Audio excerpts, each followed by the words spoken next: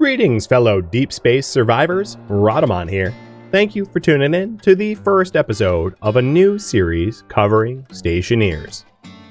If you would like to skip the game's overview or the setup of this series, please use YouTube chapters, and information about the series can be found in the description of this video as well.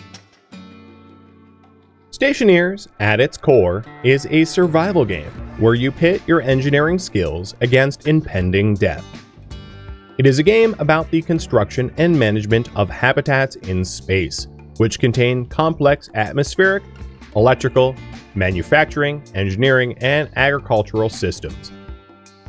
It's likely the closest game to simulate being Mark Watney from The Martian, where you're marooned on a planet with the bare necessities to survive. And I'll be playing single player with no mods on Stationeer difficulty, which is the hardest, so let's get this set up. New world, min-mass impact, Central Mesa, Stationeer difficulty. So the difference between normal and Stationeer is you get hungry and thirsty and breathing and mood and hygiene, jetpack, lung damage, offline metabolism. Get all these lovely things right there as a difficulty modifier. And I'm going to be doing the brutal entry. So instead of landing with like an oxygen tank, water tank, fuel tank, and construction supplies, and airlock supplies, survival supplies, you land with, well, some iron frames and iron sheets and like a kit and a few potatoes, and that's it. With like water bottles and cereal bars. So yeah, that should be fun. To fill in the rest of the details here, I have no intention of using pre-baked solutions or meta setups. In fact, I will not even be using integrated circuits at all. It's one of the rules of this series. The goal is to build a scrappy, highly self-sufficient and efficient survival base. And everything I do will be ad hoc and self-devised. So no backseating, and I'm not trying to copy and paste solutions. Cannot stress that enough. Won't be doing that on purpose. Let's go crash.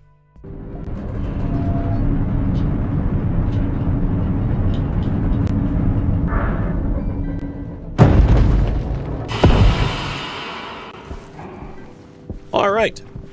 Now, before I start, I wanted to preface a whole bunch of things. I am not going to be following the tutorial very closely because the needs of my character deviate somewhat significantly than the in-game tutorial. The in-game tutorials will help to handhold and teach you how to play Stationeers to some degree or another. Now, here's the problem. I'm on the hardest difficulty on the hardest start on a not so forgiving moon. So I can't really take a whole lot of time to fully explain concepts and mechanics until I can at least breathe and eat and drink water. So at the very start of this stream, it's going to be a bit of like a sprint to make sure I don't die. And that means I can't stop to explain things as thoroughly as I would otherwise be able to. I will try, but just know that this is a bit of a sprint, and if I don't make the sprint, I kind of just die. And the problem with this difficulty is if I die, I respawn like naked and just die again, because I'll be naked in a vacuum, freezing and suffocating and imploding to death. So there's not a lot of room for error at the start. With that said, the current priority is to create a space where I can eat and drink. So in terms of your hierarchy of needs at the start of the game, you need oxygen to breathe, which usually comes in the form of your suit and oxygen tank, meaning I shouldn't break my suit.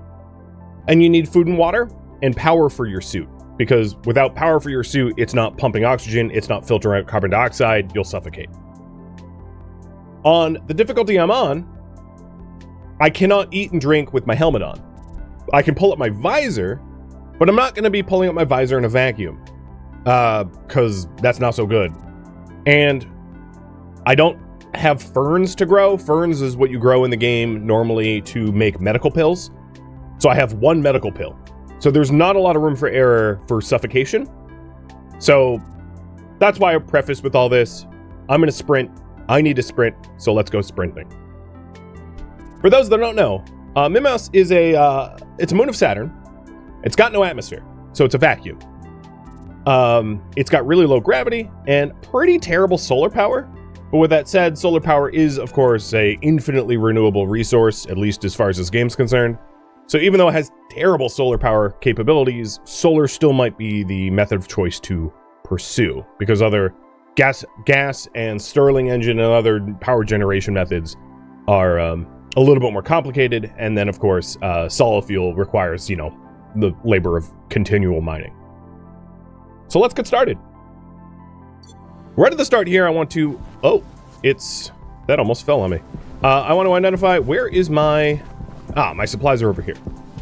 So what we're going to be doing is setting up some standard frames. Now, if you hit F1, F1 is your Stationpedia, which is like your in-game wiki, if you will. And then F2 is your tutorial. So it's telling me to build platforms with frames, which I intend to do. I also want to build somewhere out in the open, so that the sunlight isn't blocked as easily. And it looks like the height of these frames is, well, pretty high, but that's fine. So I will follow the tutorial somewhat and build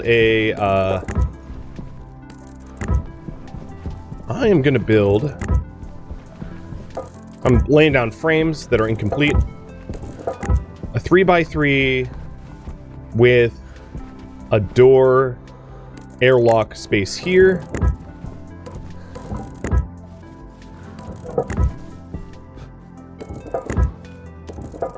And I'm going to frame that.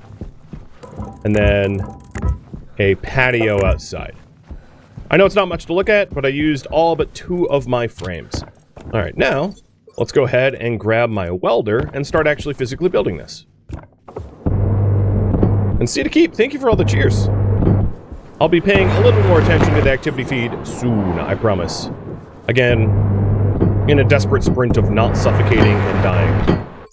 And that is a little loud.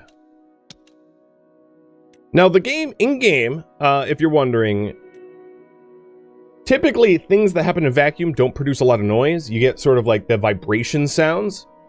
And then once you're in an atmosphere, you get more sounds. In this case, my welder torch is producing gases, which allows me to hear things more easily. So, 1, welding of the frame makes it solid, and 2, makes it airtight. And iron frames are some of the toughest materials in the game, meaning that they can handle temperature and pressure pretty well. Steel, of course, would be better, and there's, But early on, iron frames are pretty solid as a foundation. And in fact, I might stick with iron throughout, unless I need other materials. So there we go. We have a 3x3, and this 3x3 here that you see is where my living area will be, at least my initial one. And then this here is the airlock area, and the corners are airtight, if you're wondering. And this is like a porch patio thingy, if you will. All right. The next thing I want to do, and let me update my priority here. I want to set up an airlock.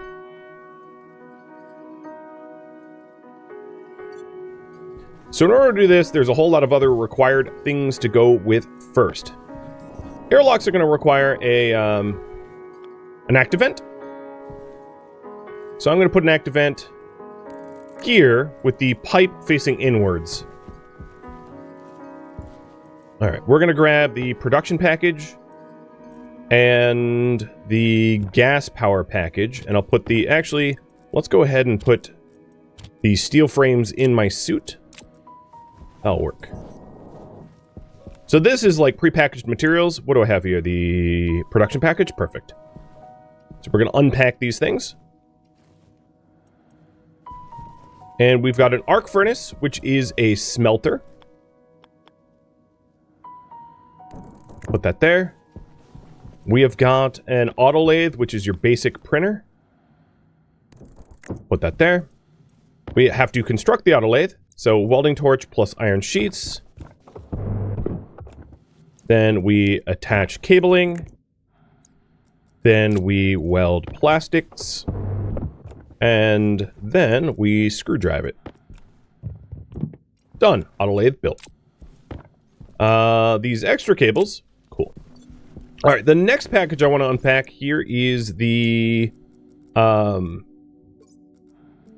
gas power generation package, which is this one.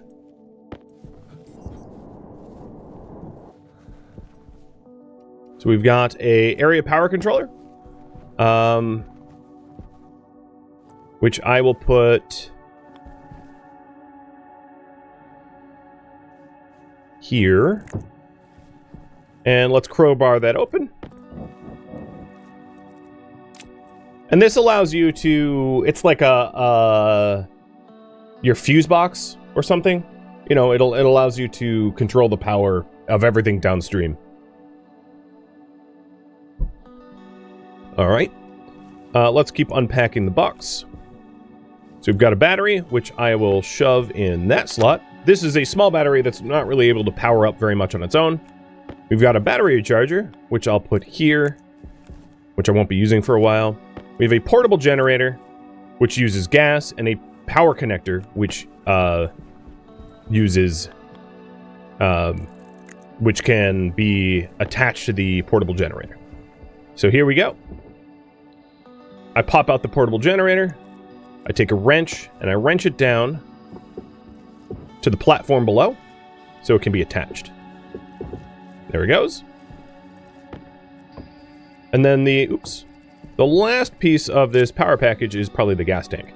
Yep, so this is a fuel canister full of fuel. And let's actually analyze the fuel that's in it. So I'm taking my tablet here, and it is 2 parts volatiles, 1 part oxygen, which is your standard fuel. And we are going to stick that in this canister slot. Now, when you turn this on, it generates power by burning the fuel. I don't want to do that yet because I have no way to connect this thing to my power generator yet. So I'm going to run a cable up this frame and into that APC area power controller that I had just built. And I am intentionally putting this portable gas generator outside my base because it outgasses nasty stuff, and I don't want nasty stuff in my lungs. Oh, and it's nighttime. Mimas has a very short day cycle. So there we go. Now the portable gas generator connects to the area power controller, which can recharge this battery in there and also power up the things downstream. So the things downstream are going to be my auto lathe. And this is basically all that I've started with. There's not too much left in the landing supplies. So if we take a look, we go over here to take a look. I have got potato seeds, 2 iron frames, some cereal bars, some water bottles, and then the pod itself has cereal bars and water bottles. So I have a very finite amount of food and water, and producing food and water is going to be one of my first tasks. Now, unfortunately, it's already nighttime, but one of the next things I want to do here is to mine up some iron and get a solid fuel generator. So let's go ahead and turn on this master switch, allowing the auto lathe to turn on. And then here is the things that this thing can print up. And what we're going to want to print up pretty early on is an electronics printer, because that's going to allow us to make a whole additional subset of important items. Am I flying, or is that low G jumping? A bit of both. If you hear like jetpack noises, it's my jetpack. I hit J, and you can see my jetpack fuel tank decreasing. The other thing I can print up pretty early on is doors. And getting 2 doors is going to be really handy for the airlock. So I need to get iron and copper. So my current priority right now is to set up an airlock and mine iron and copper. So I have a tool belt with my tools, and I also have a mining belt with my mining supplies. I'm also going to put away my medical pill. I only have the one. And let's put away the network tracker. But I'm going to put away my water and actually keep the network tracker. There we go. Because I don't have use for water and food right now because I can't take my helmet off. So, unfortunately, I don't have really good light sources. But regardless, we're going to try to find... Oh, here's iron. Find some iron. And find some copper. And that's going to allow me to make a door. And then I'm also going to need some silicon to finish the door. Because doors require plastics and glass as well. And while I mine, you can see in my belt, I have about just shy of 100. There we go. I have exactly 100 iron ore, which then we can shove into the arc furnace in order to make iron ingots. Another thing I have to do, and I might rely on you guys for this a little bit, is let's go ahead and put the tracker into my handheld tablet. And my current base location is about, let's say, 600... 175, negative 650-ish. And this is so that I don't get lost. Because at nighttime, it's really easy to, like, misplace your base, and that's pretty bad. Also, I should have turned that off having walked away. I need to get in the habit of conserving power as much as I can. So the next thing I need to do is to power up my arc furnace, because I'm not going to be able to smelt anything with an unpowered arc furnace. And the power switch is in the front here. And the arc furnace outgasses nasty stuff as well, which is why it is physically separated out from the base as well. Some things you don't want to breathe. You don't want into your base, or it will kill you and kill the plants that you plant, and etc., etc. Alright. Now that that's done, I can flip this back on. Come over here. Stick the ore in there. Turn this on, and flip the switch. I am very quickly going to exceed the capacity of this battery as I'm smelting the iron. So what I can do is I can briefly switch on my gas generator to top up this battery, and then switch it back off. Also, for my own convenience, I'm going to add 2 more frames here and partially weld them, because I'd like to be able to stand out on my balcony a little bit more easily. Alright, let's turn this off. This battery is now at 84%. That's good enough.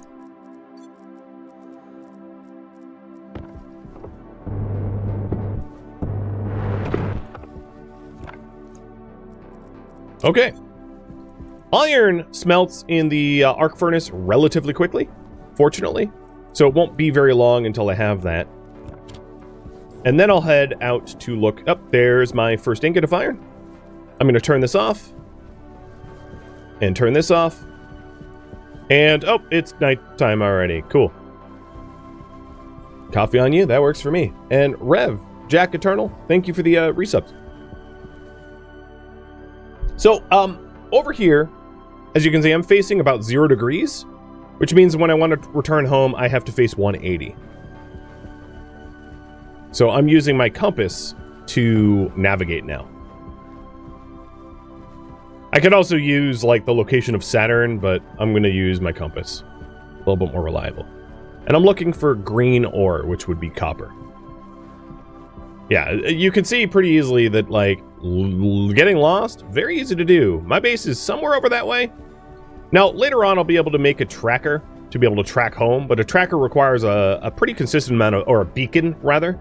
A beacon requires a pretty consistent amount of power generation. It requires 300 watts to run, which is nothing to scoff at. So that's why I did not consider... Well, I don't have the materials to make a beacon either. But eventually, someday, we might have a beacon so that we can find home more easily. So I've got a little bit of copper here. And my hydration is at 45%, to give you like a point of reference of how thirsty I am. And my food is at 69%. So cannot neglect my nutrition and hydration needs for very long, lest I die.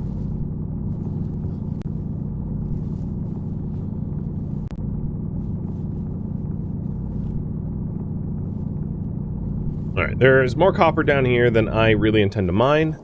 I did, facing 180, or facing 360 rather, yeah, found some silicon. And I know I'm going to need silicon for the airlock as well, so let's get some silicon while I'm here.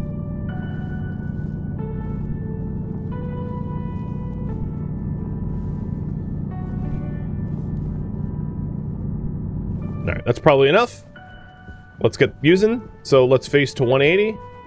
My base is somewhere in this direction. Roughly.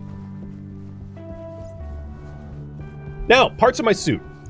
I've got an air tank with oxygen. I've got a waste tank with mostly carbon dioxide, but some oxygen. I've got my battery, which is my life support. Oh, I'm going to need this too. And then I've got filters, which filter out the carbon dioxide that I breathe out in my helmet into my waste tank. So that's what's on my suit. And then on my back, I have propellant, which is my jetpack propellant. And then I have my tool belt. And then as well as an atmo analyzer cartridge to analyze the atmospheres that I'm in, and a network analyzer to analyze like my power networks. All right, so next thing I want to do is to smelt up the copper, and I might not do the full stack of 50 because I'm dehydrating. So I am going to, let's see, door needs only 6. I need 2 doors for an airlock. So once this gets down to 44 grams left, I'm going to stop it. That's enough copper for now. And then the last one is going to be silicon. And let's go ahead and turn on the power generator, because I'm sure that battery that I have is it was low. We're going to take these materials and feed them into the auto lathe. And then print up doors.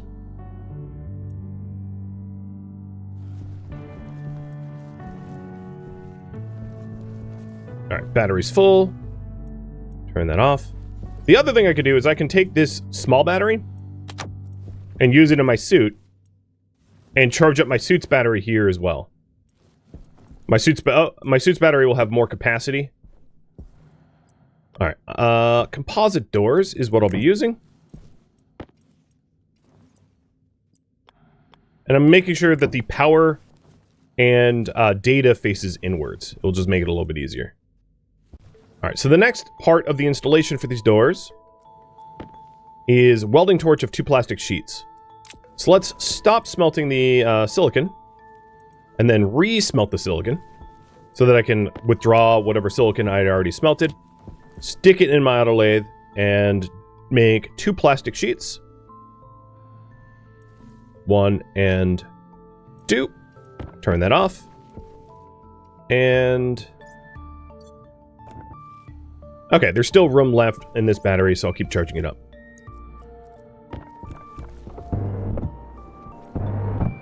All right, the next one is 2 glass sheets with a crowbar.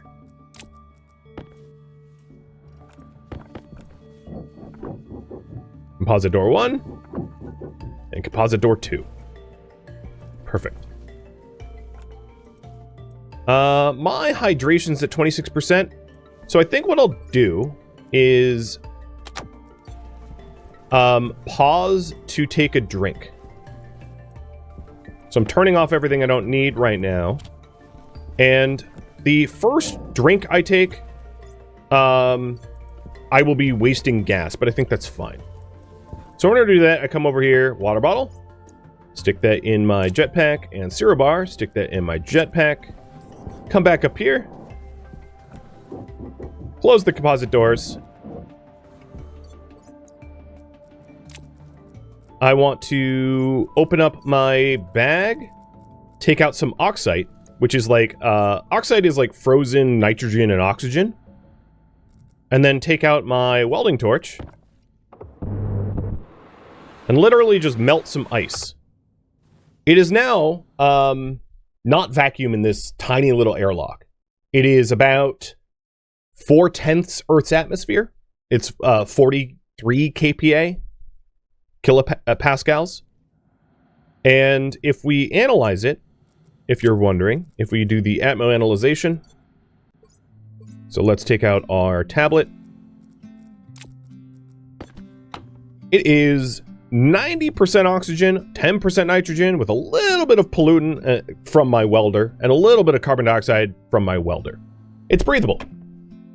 So if I hit 1 and I unlock my helmet, I can then open my helmet. I am now breathing the air in this little box. And this allows me to take a drink, because my hydration was at 18%. And it also allows me to eat.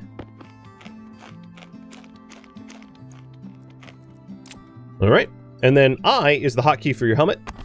Hit I, lower the hood. And now what's going to end up happening here is all the gas that I put in here will escape.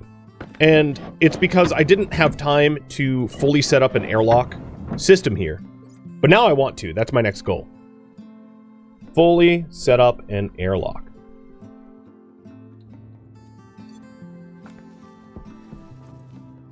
Okay, so to do that, I need an electronics burner.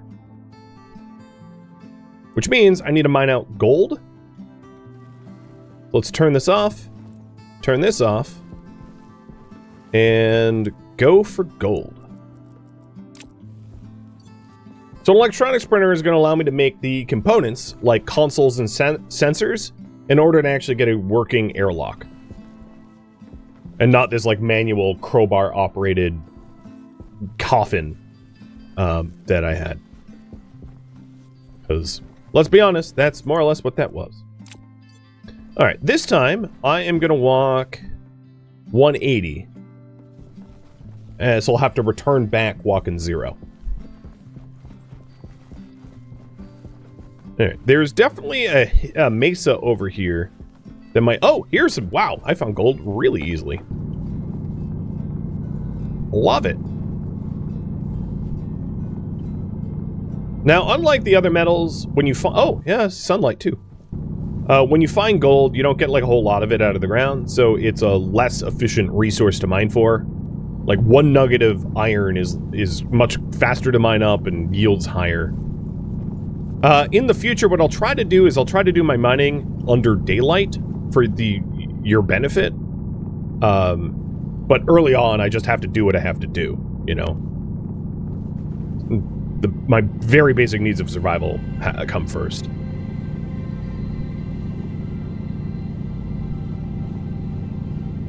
Another thing I could do in order to find my base again is to drop a flare there. I don't like relying on flares, however, because flares burn out. So if you're relying on seeing flare light to return home, you could very well find yourself in a scenario where you can't find home.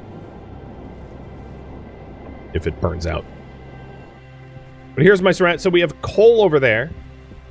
So that is about 230 from the base. Got it. Because coal is going to be another resource I'm going to want pretty early on. Alright, let's slap the gold in there.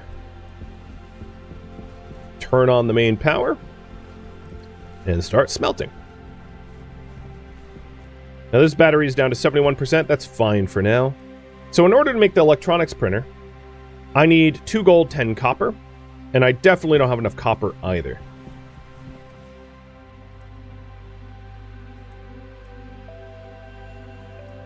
That 2 gold? That's 3. Perfect. Alright, swap that with copper. And stick this in to the autolathe. Battery's at 37%. And the reason I'm so careful with my power generation is I have a finite amount of gas, and I don't want to burn up all my gas generating power that doesn't fit in this battery, because that doesn't help me at all. I have to be very careful about the power I'm drawing. So I'm going to turn this off. And it would have helped if my APC was next to it. There's a functional reason why it isn't. Because you can easily get trapped inside your base if it is not. Basically, and let me explain. If I run out of power and I'm outside, I can generate power outside to open up the doors. If my power generators are outdoors.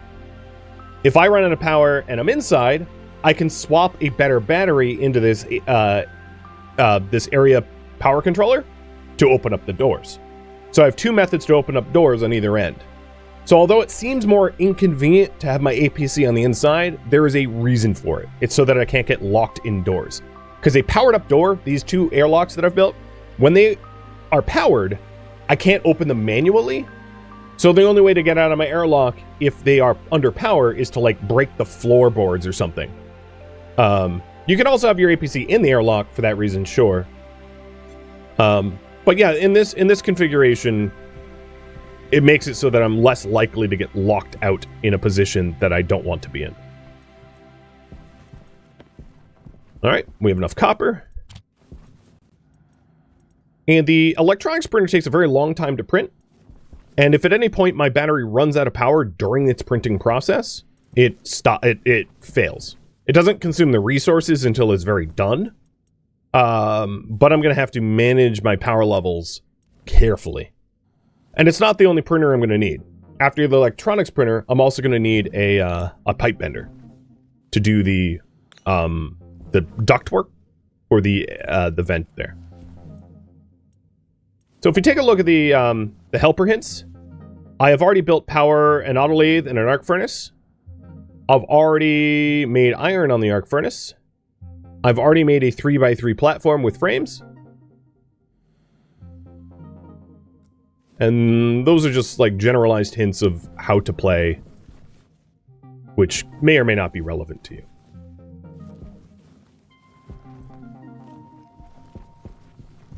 All right. We're halfway done making the e-printer. I don't have the cabling down for the e-printer yet, but that will come in time. Not stressed about that.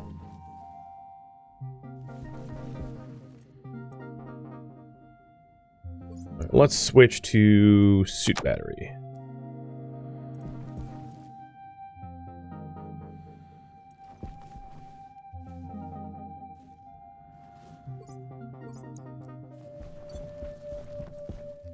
This has... oh, it's done.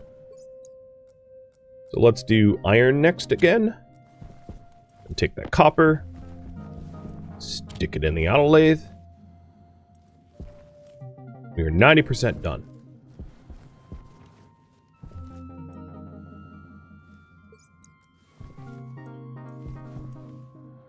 Alright, I'm going to need more gold for the next print. And then also we need the materials to be able to physically build this thing, right? Alright, let's cut gas. Flick that off. Switch what we're smelting into the gold.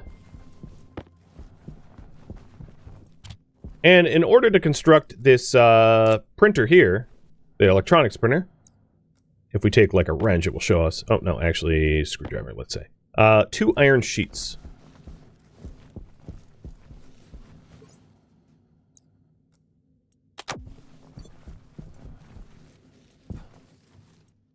And I'm going to leave these iron sheets on up here if I can. So here we go. Welding 2 iron sheets. Done. 4 cable coils. Done. 2 plastic sheets.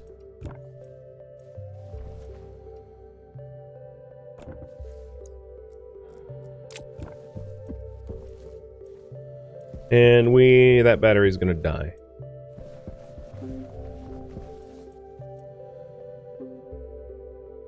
And I might as well do 4 plastic sheets right now because the tool, the pipe mod or the pipe printer is also going to require the same setup.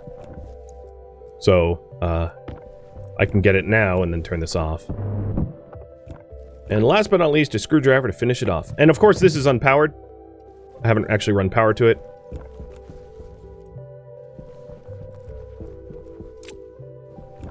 All right. Oh, and it's getting dark again. So let's run power to it.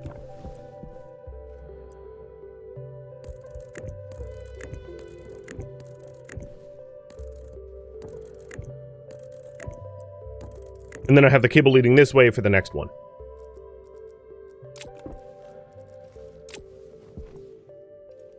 All right. The next thing I'm going to print up is the hydraulic pipe bender, which requires some of the gold that we had smelted.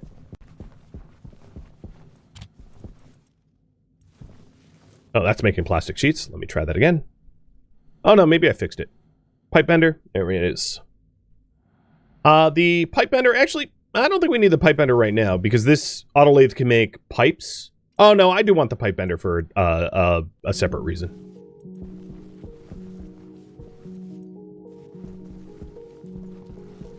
All right, and this e-printer, what we're going to be making is a console.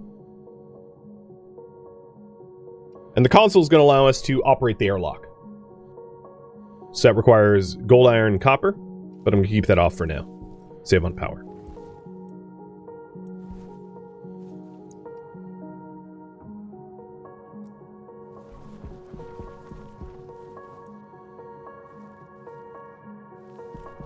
I wonder what that is.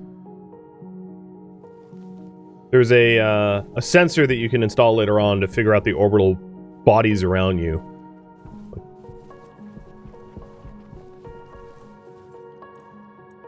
Oh, battery's full. Cut. Alright, my air tank is, it's getting a little low too, so that's another concern to think about.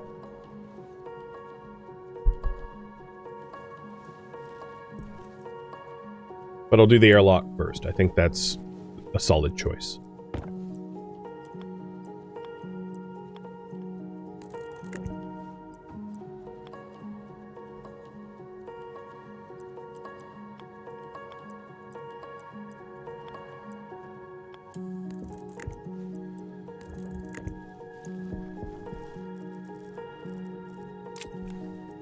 All right, 53%. Uh-oh, uh-oh.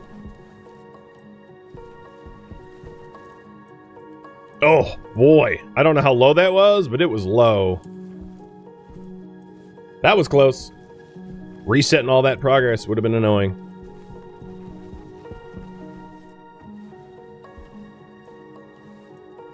Alright. We are almost done with the gold, and then once we're done with the gold, I can stick copper back in, I guess. I'm just trying to have it do something at all times. So the plan is to put a pipe here and then have some sort of utility kit for storage, gas storage. So that's the plan for the airlock setup. And that way, even if I don't have a pressurized base, I can cycle the airlock and have somewhere to eat and drink until we pressurize the base formally. So that's what I'm working towards. Okay, gold is almost done. It's on the last gram. Done. 30 more gold, and I'll stick the gold in here, because that's where I'm going to need next. Okay, let's get the power back on. And there it is. Hydraulic pipe bender.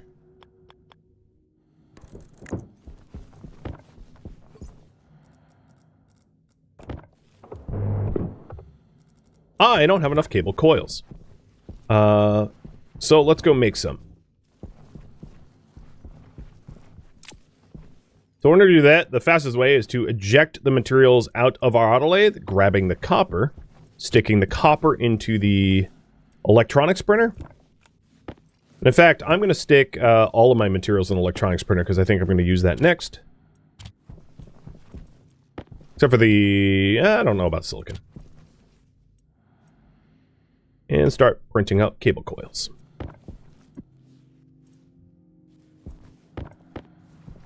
So I need 4 of them. Done.